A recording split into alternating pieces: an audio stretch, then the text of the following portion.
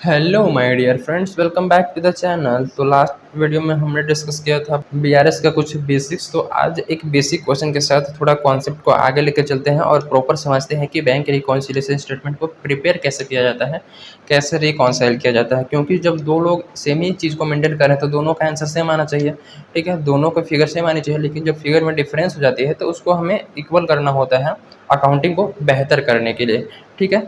तो स्टार्ट करते हैं क्वेश्चन नंबर 1 के साथ। तो देखोगे on 31 March 2017 bank balance as per Rajesh Chauhan cash book, ठीक है। बैंक बैलेंस शो कर रहा है राजेश चौहान का कैश बुक का 17,280 डेबिट। डेबिट मतलब क्या? कैश बुक का डेबिट बैलेंस मतलब पॉजिटिव बैलेंस, ठीक है। तो हम लिखेंगे debit balance as per cash book. कौन सा बैलेंस है? डायरेक्टली बता दिया है, कैश बुक का डेबिट बैलेंस 17,280, ठीक है, पॉजिटिव में लिख दिया। एंड देन अब क्या करना है, comparing the cash book with the following, कुछ डिफरेंसेस पाया गया है। तो कुछ इसमें ऐड करनी होंगी, कुछ लेस करनी होंगी, ठीक है। तो ऐड वाली को प्लस में लिखेंगे और लेस वाली को माइनस में लिखेंगे, ओके। तो पहला पढ़ते हैं, cheques for 8,400 sent for collection have not been cleared by the bank so far. अब देखो क्या करना है। अब देखो सिंपल समझते हैं, यहाँ पे समझो। ये लेट सपोज ये हमारा इधर है कैश बुक, ठीक है, इधर पासबुक, इधर बैंक मेंटेन कर रहा है, इधर कौन मेंटेन कर रहा है? बैंक, और इधर हम लोग मेंटेन कर रहे हैं, ओके। तो ध्यान से देखोगे, लेट सपोज कि सबसे पहले 10,000 का बैलेंस था। लेट सपोज कि शुरू में कितना 10,000 का बैलेंस था। अब क्वेश्चन को ध्यान से पढ़ो कि cheques for 8,400 sent for collection have not been cleared by the bank. अब एक चेक था, ठीक है, 8,400 का हमने बैंक में जमा कर दिया। कलेक्शन के लिए हमने जमा कर दिया, कलेक्शन के लिए कहने का मतलब हम जमा कर रहे हैं कि भैया हमारे खाते में पैसे डाल दो इस चेक से। तो जब हमने जमा किया तो 8,400 हम क्या किए होंगे, बढ़ा दिए होंगे। तो हमारे खाते में कैश बुक के हिसाब से 18,400 पैसे होने चाहिए। लेकिन not been cleared by the bank, लेकिन इस चेक को बैंक ने क्लियर ही नहीं किया। मतलब इस चेक की हेल्प से, इस चेक से पैसे हमारे खाते में आए ही नहीं, ट्रांसफ़र ही नहीं हुआ। तो यहाँ पे तो कुछ ट्रांसफ़र हुआ नहीं। तो बैंक के हिसाब से 10,000 ही हमारे बैंक में है, हमारे अकाउंट में है। तो यहाँ पे डिफरेंस क्रिएट हो गया। देखो, हमें लगा कि हमने जो चेक जमा कर दिया है तो हमारे खाते में पैसे हो गए होंगे, तो 18,400 हो गया होगा। लेकिन बैंक ने क्लियर ही नहीं किया, बैंक ने जमा ही नहीं किया, तो हमारे खाते में 10,000। तो देखो हमने 8,400 फालतू का बढ़ा के रखा है, क्योंकि पैसे जमा ही नहीं हुआ और हमने जमा कर दिया यहाँ पे, मतलब हमने यहाँ पे बढ़ा के रखा है। तो इस केस में हमें ऑलरेडी क्या, फिर हमें क्या करना पड़ेगा जी, 8,400 माइनस करना पड़ेगा, तब हो जाएगा ये 10,000 ऑलरेडी, और फिर ये 10,000, तब हमारी ये दोनों मैच करेगी, ठीक है। तो हमें यहाँ पे 8,400 क्या करना पड़ेगा, माइनस करना पड़ेगा। तो 8,400 माइनस वाले में लिखते हैं क्या, यहाँ पे हम लिखेंगे क्या, cheques sent for collection. Collection के लिए तो हमने चेक सेंड किया था, बट नॉट एट क्लियर्ड, ठीक है, नॉट एट क्लियर्ड। इसको ध्यान से समझोगे ना, बहुत ईजी है, बस समझते चलो। ट्रांजेक्शन बदलती रहती है, या प्लस में या माइनस में, प्लस से माइनस में, ठीक है। और फॉर्मेट को देखोगे तो फिर रटाफिकेशन वाला काम हो जाएगा, और रटाफिकेशन हमें आती नहीं है, ठीक है। देखो दूसरा में क्या बोला है कि cheques issued but not yet presented for payment. Cheque तो इशू किया, आप देखो ध्यान से, देखो जो मैं यहाँ पे समझाता हूँ, ठीक है। कैश बुक और पासबुक का क्या लफड़ा है, इधर है कैश बुक, ठीक है, और इधर लेते हैं पासबुक, ठीक है, इधर इधर कैश बुक, इधर पासबुक। अब ये 5,600 का ना, लेट सपोज इसमें भी 10,000, शुरू में 10,000 की ट्रांजेक्शन थी, ठीक है। हम दूसरा को समझो कि cheques issued but not yet presented for payment. Cheque issued का मतलब हमने पेमेंट किया, चेक से हमने पेमेंट किया। ले भैया 5,000 कोई आया इंसान, 5,600 का जो चेक था वो तुमको दे दिया, लो भैया तुम जाके बैंक में लगा देना, तुम्हारे खाते में पैसे ट्रांसफ़र हो जाएंगे इस चेक की हेल्प से। तो जब हमने इस चेक को उस इंसान को दिया तो हमें लगा कि भैया बैंक पेमेंट कर देगा, बैंक पेमेंट कर दिया होगा। तो 5,600 हम क्या कर लिए, लेस कर लिए। जो 5,600 लेस करेंगे 10,000 से, तो ये कितना बचेगा, 10,000 माइनस 5,600, लेस करेंगे तो 4,400। तो हमारे हिसाब से 4,400 कैश बुक में शो कर रहा है।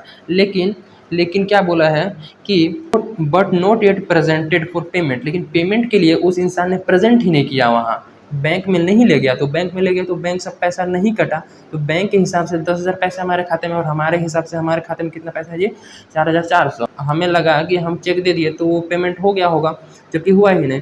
तो हमने यहाँ पर माइनस कर दिया है लेकिन हुआ ही नहीं एक्चुअल में। तो इसको ठीक करने के लिए हमें क्या करना पड़ेगा, 5,600 को फिर से ऐड करना पड़ेगा, 5,600 को फिर से ऐड करना पड़ेगा, तो तब जाके 10,000 हो जाएगा।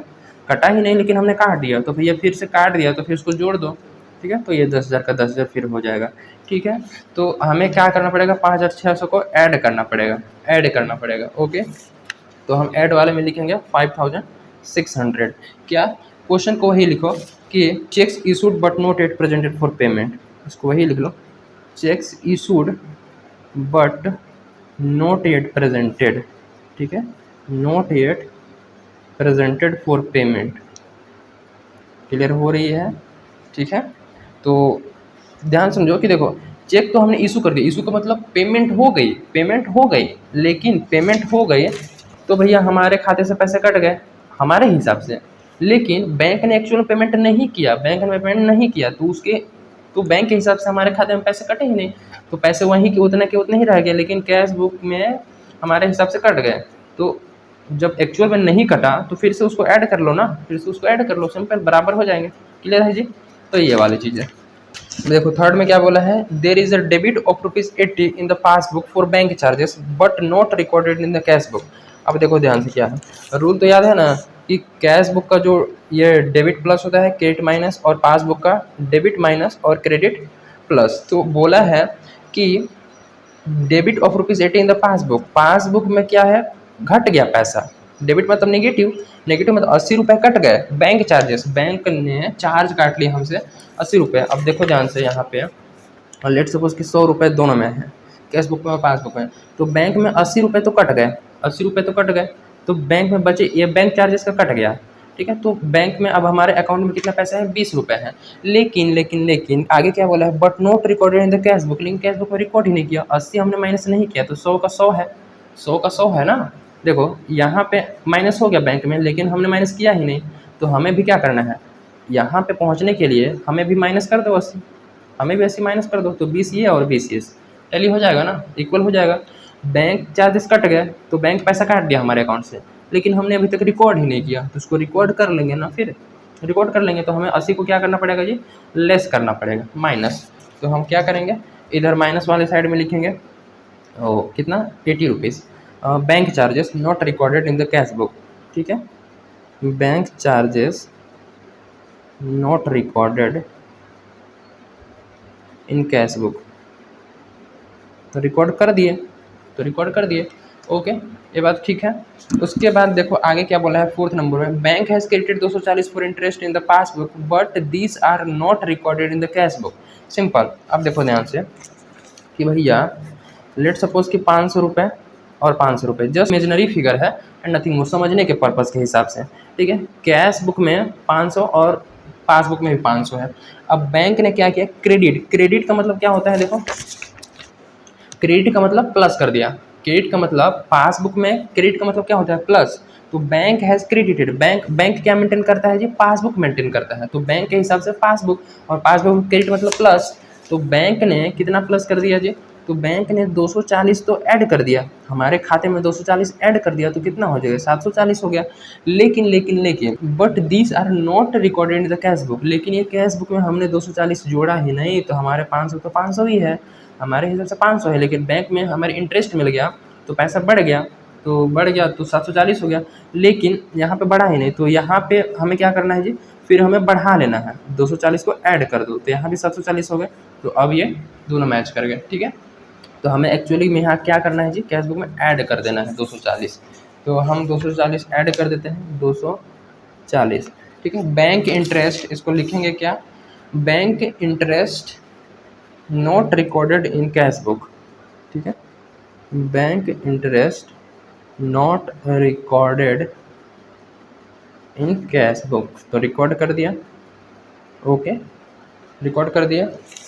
उसके बाद फिफ्थ नंबर में देखोगे तो a customer deposit 2000 direct in the bank but this way recorded only in the passbook. अब देखो ध्यान से भैया, 2000 डायरेक्ट डिपॉजिट हुआ है ना, अब देखो ध्यान से, लेट सपोज कि यहाँ 1000 इधर था और 1000 इधर, मतलब कैश बुक में भी 1000 और पासबुक में 1000।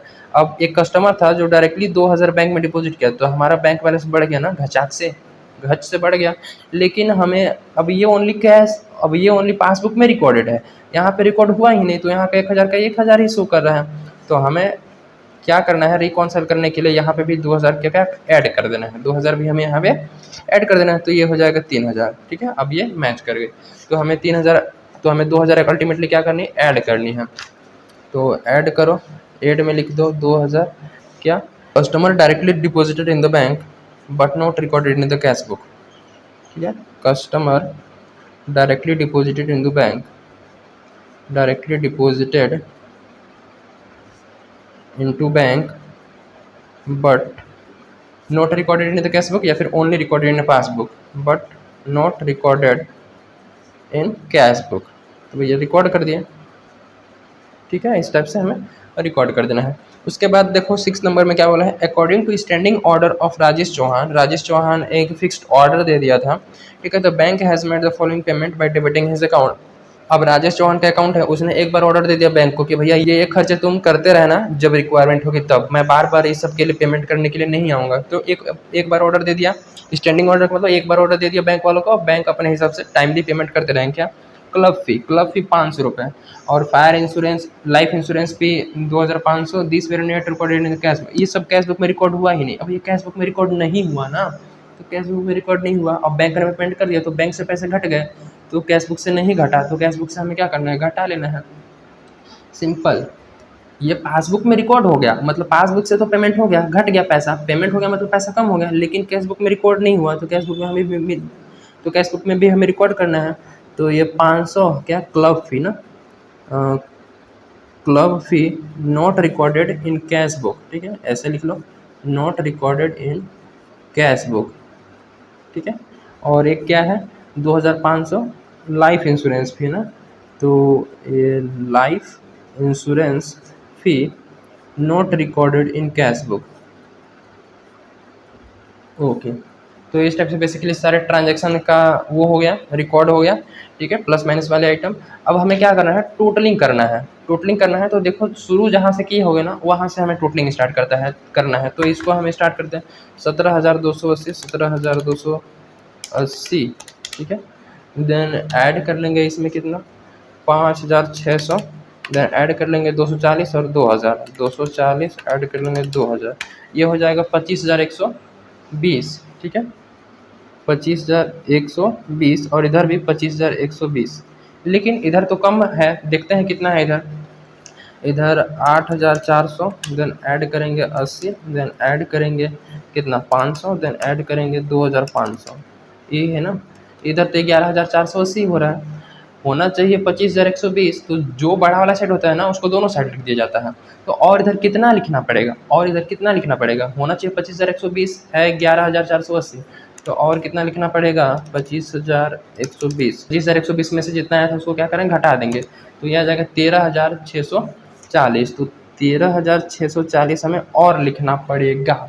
ओके, 13,640 हमें और लिखना पड़ेगा। और ये क्या होगा जी, balance as per passbook, balance as per passbook. अब देखो, अब ये यहाँ पे कौन सा बैलेंस लिखे, देखो जब बैलेंस एज पर लिखा गया था कैश बुक तो डेबिट बैलेंस लिखा गया था, लेकिन जब बैलेंस एज पर पासबुक लिखे तो डेबिट लिखे या फिर क्रेडिट लिखे। तो बात बड़ी सिंपल सी है, कौन वाला साइड ज़्यादा था, कौन वाला साइड ज़्यादा था, ये वाला साइड ज़्यादा था, प्लस वाला साइड ज़्यादा था ना, प्लस वाला साइड ज़्यादा था। बैलेंस करने के लिए हमने निगेटिव में और लिखा अमाउंट, तो प्लस वाला साइड ज़्यादा था, तो प्लस वाला साइड पासबुक में कौन सा होता है, तो देखोगे ध्यान से, तो मैं यहाँ पे बता दूँ। देखो पासबुक में प्लस वाला साइड कौन सा होता है, क्रेडिट होता है ना, तो हमें लिखना है credit balance as per passbook. कौन सा बैलेंस है, credit balance as per passbook. बात समझे। ओके, तो ये रही बेसिक, मतलब जो बड़ा वाला साइड है उसी वाले को हमें यहाँ पे लिख देना है, और बड़ा वाला साइड मतलब प्लस वाला साइड अगर ज़्यादा है तो प्लस वाले साइड पासबुक के हिसाब से क्रेडिट होता है, और नेगेटिव वाला साइड अगर ज़्यादा होता है तो नेगेटिव वाला साइड में जो हमारा फिगर आएगा, मतलब यहाँ जो आएगा वो डेबिट आ जाएगा एज पर पासबुक। ठीक है, सो ये रहा रिलेटेड बेसिक सा क्वेश्चन समझने के लिए। ठीक है, अगर कहीं भी इसमें दिक्कत है तो feel free to ask in the comment section. So मिलते हैं in the next video with थोड़ा सा एडवांस लेवल क्वेश्चन के साथ। Okay, till then keep learning, thank you.